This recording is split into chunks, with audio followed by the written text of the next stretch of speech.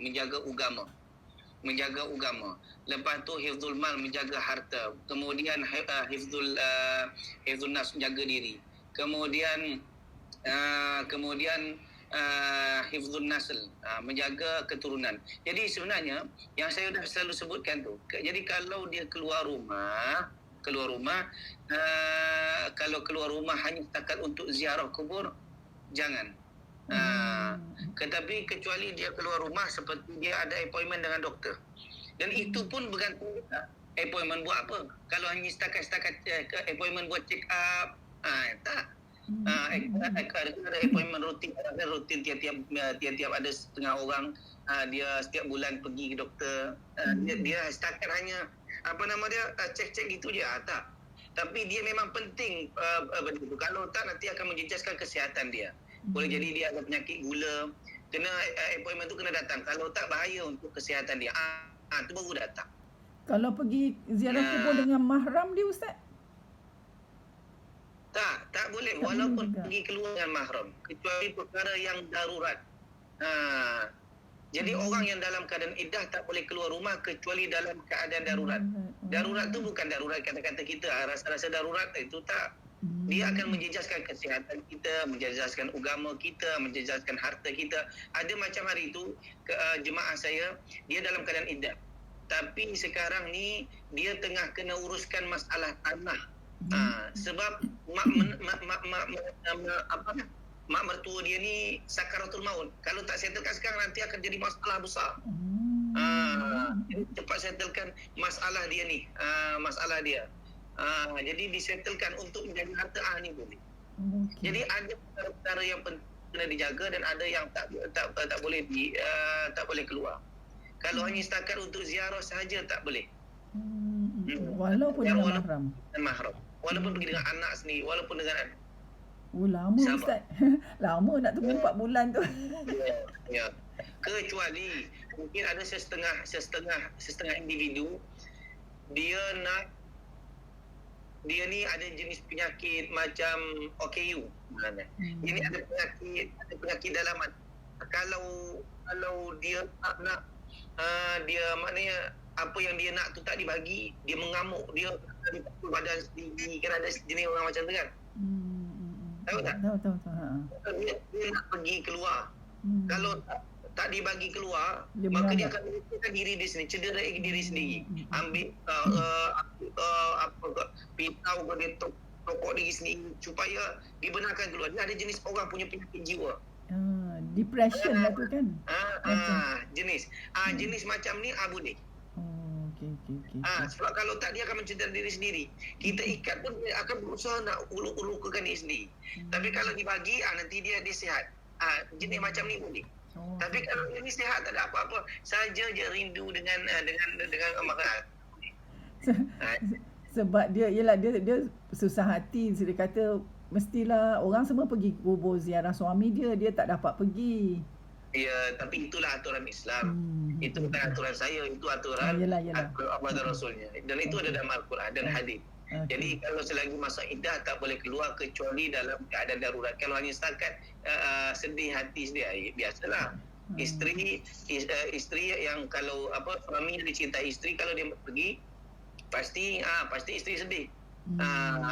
Tapi kalau seandainya suami meninggal, isteri kenapa senyum-senyumnya bukan? Sudah lama saya tunggu yang ni. Tu lain cerita. Satu lagi Ustaz, semalam ada orang tanya saya pasal kubur. Dekat kubur kan kita tanam pokok, tanam rumput kan. Kata rumput tu dan pokok tu akan berzikir untuk si mati. Betul? Ya. Betul. Nabi pernah buat pokok, dia cucukkan pokok. Nabi yang ada dalam hadis riwayat Bukhari itu. Nabi marra Rasulullah sallam biqabrin jadidain. Nabi pernah melintas 2 buah kuburan yang mana 2 kuburan tu kuburan baru. Kata Nabi sallam, innahuma la yu'adzaban. Sesungguhnya mereka ni tengah diseksa. 2 orang ni tengah diseksa dalam kubur ni. Amma ahaduma fayamshi bin namimah. Yang pertama sebab dia suka namimah, suka mengadu domba orang. Wa ammal akharu fakana la yastabri'u min baulih. Yang ada pun yang kuburan kedua ni orang tak jaga kebersihan istinja. Lepas tu Nabi ambil pokok pelepah kurma. Pelepah. Tahu pelepah? Tahu. Pelepah kurma dicucukkan. Pelepah tu masih basah lagi. Dan Nabi doakan mudah-mudahan pelepah ni kuburannya seksanya dikurangkan, diringankan sedikit sampai pelepah tu mengering. Memang ada dalam hadis Sahih Bukhari kan. Tapi ini pun masih dalam khilaf para ulama. Ada yang mengatakan pelepah itu dibuat Nabi itu khusus untuk dia dan itu untuk Nabi, bukan untuk semua. Ada yang mengatakan ini bermaksud umum untuk sesiapa pun. Tapi kalau seandainya pelepah dia tanam rumput dan boleh jaga kebersihannya, okey. Tapi tanam rumput biar lagi besar lagi. Ini tak betul tau. Lepas tu ada pula yang kata Ustaz, kalau dah tanam rumput tu kita haram mencabut rumput tu buang. Betul tu Ustaz? Tak ada haram dah pun. Tak ada haram. Boleh kalau nak bersihkan buang rumput semua boleh lah. Boleh nak bersihkan semula pun boleh. Tapi rumput pun pastikan jangan rumput ilalang. Pastikan rumput yang kecil lah. Yang maknanya rumput cantik lah. Rumput Jepun.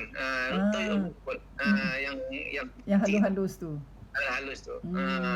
Pakai itu lah, tu tak ada. Yang ilalang jangan pula, lagi besar lagi bagus. Okey, insya-Allah. Pokok kecil je, jangan pokok sampai. Ada pokok tahu tak yang di tepi-tepi jalan tu, kalau ditanam dia pecah. Tahu kan? Tahu. Yang keluar macam ni, macam payung, tahu kan? Ya, tahu. Di tepi jalan banyak orang pakai sekarang ni. Buat hiasan. Tak tahu apa nama pokoknya, tapi dicantik dia keluar macam ni. Tak boleh. Dia akan merosakkan kuburan. Okey. Lagi satu Ustaz, dia sekarang macam dekat rumah anak dia. Lepas tu rumah dia dekat sini. Boleh tak dia balik ke rumah dia? Nak balik? Dia macam mana? Dia sekarang ke rumah anak dia. Dekat rumah anak dia. So meninggal pun di rumah anak dia. Rumah dia dekat sini di Ampang ni lah. Jadi dia boleh tak balik ke rumah dia? Boleh balik. Dah masuk dalam seedah ni. Boleh balik tapi jangan tinggal ke Tesco. Macam mana? Jangan tinggal Tesco. Boleh balik tapi jangan singgah di Tesco.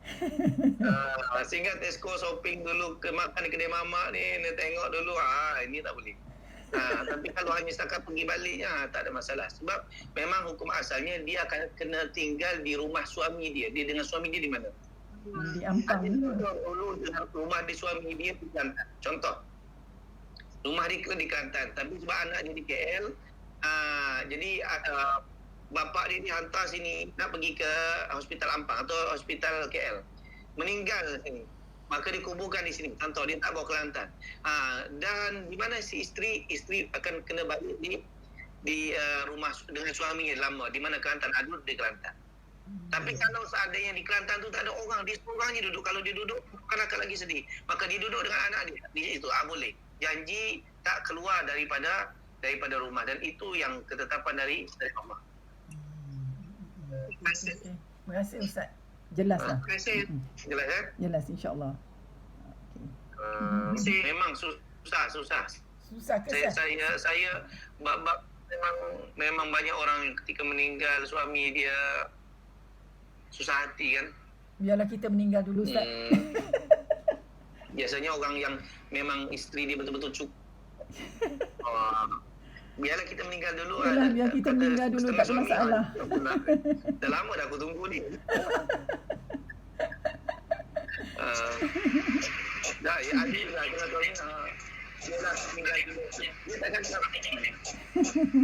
Kalau adil dia, aku dah lama dah. Allahu Akbar. Bismillahirrahmanirrahim. Alhamdulillah.